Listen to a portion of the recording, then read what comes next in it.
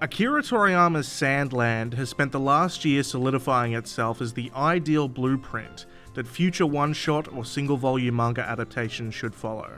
Between the original manga, the subsequent anime film, the anime series expanding on the movie, and the video game expanding on all of the above, Fiend Prince Beelzebub's adventures through the eponymous Sandland have evolved far beyond their humble beginnings, and it has been wonderful to see. These adaptations have allowed the unlimited intrigue of the world of Sandland to escape its otherwise limited scope by virtue of it being a single volume, and show us places beyond those of the original manga while still staying true to its roots. Given there are demons like Beelzebub and Lucifer, surely there must too be angels like Muniel. Given there is an entire country with nothing but desert such as Sandland, it's plausible that there could be a country littered with greenery like the neighbouring Forestland.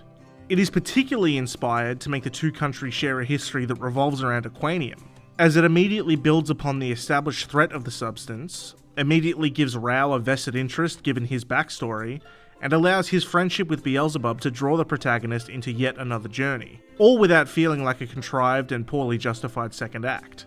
And this should be no surprise at all, given it was Toriyama himself who constructed it. The video game then expands on all the groundwork that came before by reworking the order of some events and adding a whole rogues gallery of Forestland generals to support Bread and Muniel's campaign against Sandland, who fit in so seamlessly their absence in the anime is conspicuous. In this way, each adaptation was a means by which the manga could be retold at a base level, retold with a very natural expansion of the original content, and then an additional retelling with the new content baked in, as well as dozens of side quests and new locations to flesh the world out even further, making it inhabitable and immersive.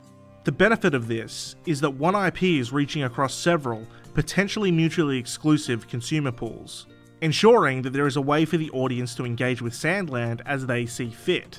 Are they an anime fan who doesn't read manga? Problem solved. Are they a fan of a series rather than a movie? Or perhaps the newest, shiniest adaptation by default? Sandland has you covered. Certainly, not every short-form manga has the scope, or even the reason, to expand the narrative and world to such an extent. Particularly if they're character-focused instead of being a journey like Sandland, they don't need to spend the time a normal manga would laying out the esoteric rules and political situation of their world. Instead, they can be short, sweet, and to the point.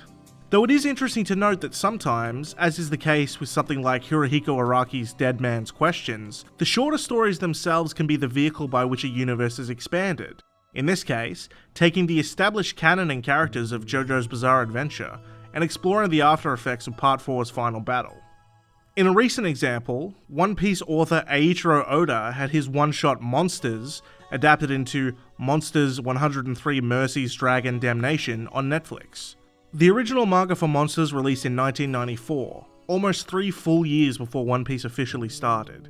And only 13 years later was it revealed that the two works exist in the same world, something many fans may still be unaware of. Because of that, Monsters exists on its own as a single episode's worth of a low-commitment, high-intrigue anime, with plenty of scope beyond what we see on screen. Yet simultaneously, it exists as a rich, context-providing addendum to One Piece's thriller bark arc, and highlights the discrepancy between the heroic and likeable Ryuma we see in Monsters, and what eventually becomes of him in One Piece several centuries later. But not every one-shot or short-form manga connects to the author's most prominent work and can piggyback on its established fanbase, and that makes them all the more deserving of an adaptation. For me, outside of Sandland, perhaps the strongest example is Kentaro Miura's single-volume manga, Giganto Maxia. Funnily enough, Giganto Maxia is also set in a seemingly infinite desert wasteland in the wake of extreme natural disasters. While still retaining the insanely detailed artwork that Miura is known for, as well as satisfying fights and the same kind of eldritch horror that underpins some of Berserk's more fantastical elements, Giganto Maxia exhibits a fascinating world and setting that you can't help but want more of once it comes to its all-too-soon conclusion. While it certainly features manga tropes that will put some people off entirely, Giganto Maxia is ultimately a far less brutal story than Berserk in both its violence and its themes, though still quite a brutal story in its own right. Yet in the midst of that, it tells the tale of the cycle of revenge, forgiveness, the responsibility of power, and some good old-fashioned righteous ass-kicking. In particular, I think an adaptation would make the already amazing fight between Titan and Gora reach entirely new levels. To say nothing of the fight between Delos and Ogun, both of which utilise grappling and wrestling moves rather than the standard anime pummelfest, which there is absolutely nothing wrong with. It would also help greatly with emphasising the eeriness of the world the manga takes place in, contrasting the desert with the wider variety of areas we see towards the end of the manga through colour and 3D emphasis. Something like adapting Giganto Maxia would allow more people to be attracted to the work of Kentaro Miura, who are familiar with Berserk and may be interested in it, but are potentially off-put by the darker or more violent themes found within.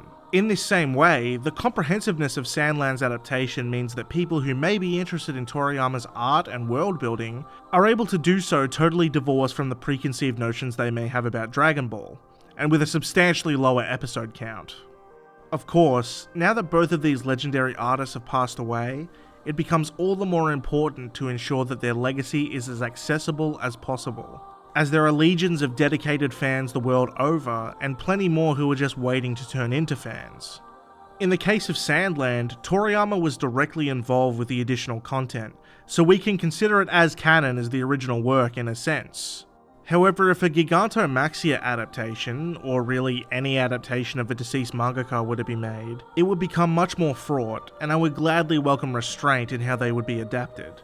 In particular as it pertains to expanding the story beyond the source material. Now, the answer to all of this may simply be, as JoJo fans have always said, why not just read the manga? And I accept that.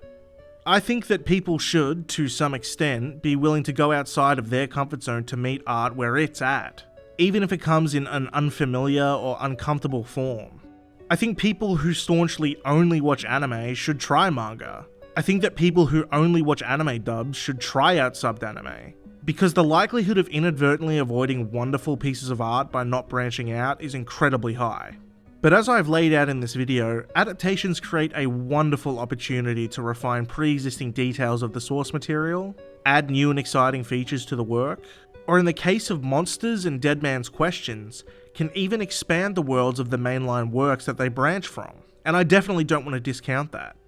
Ultimately, Sandland, as a direct result of the adaptation efforts of Toriyama and his team, functions now as a multi-pronged vehicle, no pun intended, for people to get acquainted with Akira Toriyama's timeless art style and the wonderful sense of fun and adventure he is known for. And I, for one, as someone that enjoys the low risk and high reward of reading short but sweet manga, would love to see more works of Sandland's length get the same loving treatment going forward, allowing them to shine through multiple mediums and garnering an even greater fan base.